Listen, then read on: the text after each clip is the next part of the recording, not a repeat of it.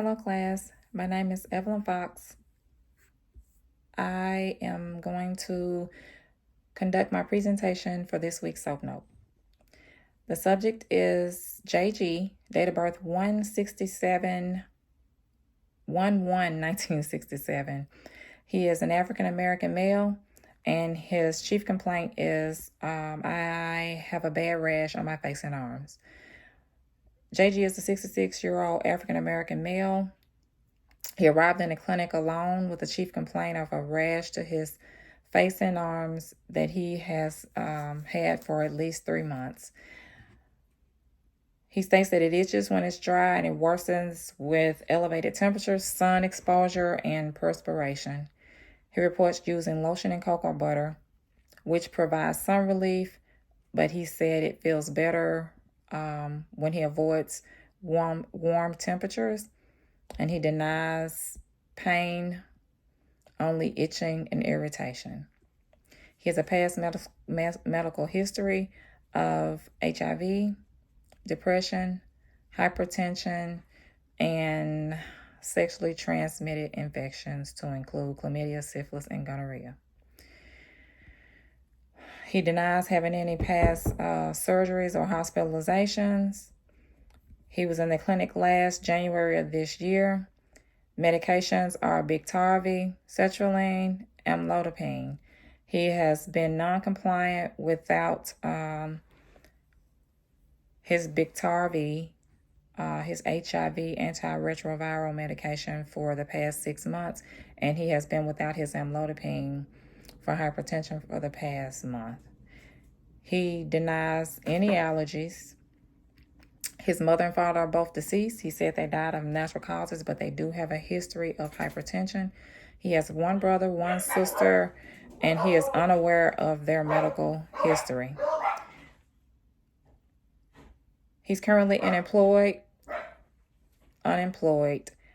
His only income is supplemental security income that he receives from the government. He has Medicaid for insurance. He resides alone in a senior living high-rise. He denies any recent sexual activity. He states that he smokes 1 or 2 cigarettes whenever he's stressed. He denies any tobacco use, any vaping. He denies any illicit drug use. Consumes 1 or 2 alcoholic beverages a month. Denies any safety issues. He's up to date on all childhood immunizations, as well as tetanus, pneumonia, Shingrix. He's had both COVID-19 vaccines. He refuses to get the booster, and he'll be receiving the flu vax on this visit.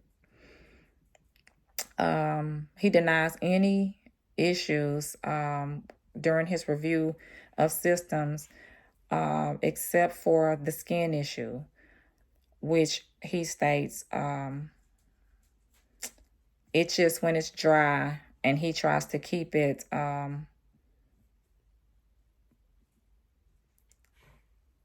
lubricated with just over-the-counter lotion and cocoa butter.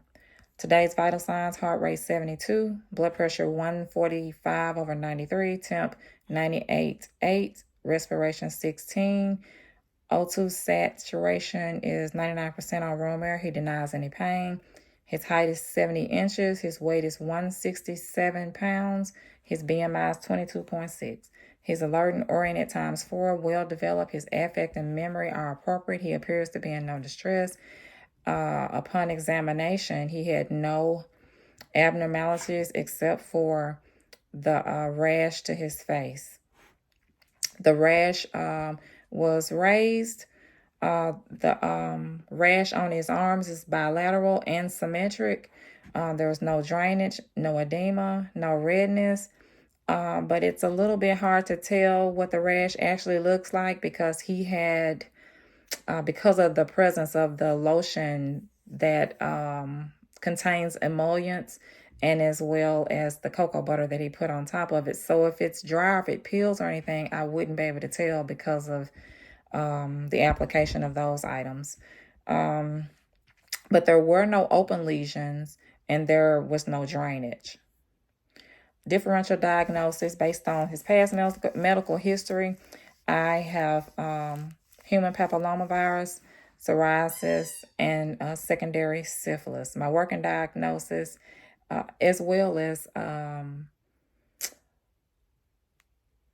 rash secondary to medication. My working diagnosis is seborrheic dermatitis. Diagnostic anal pap, RPR for syphilis.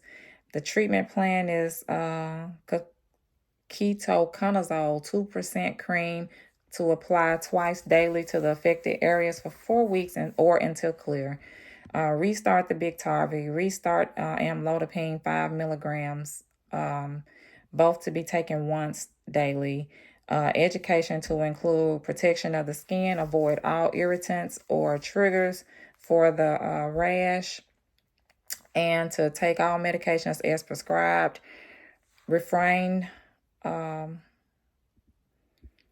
from using anything alcohol-based or that could cause any irritation to the skin.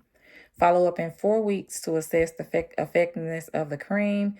If the cream proves to be ineffective, we would consider, and the labs, pending the lab, the anal pap and the RPR. If it all comes back clear and the cream does not or is ineffective, we'll consider consulting dermatology to assist with a more accurate diagnosis. I look forward to hearing your feedback. Thanks.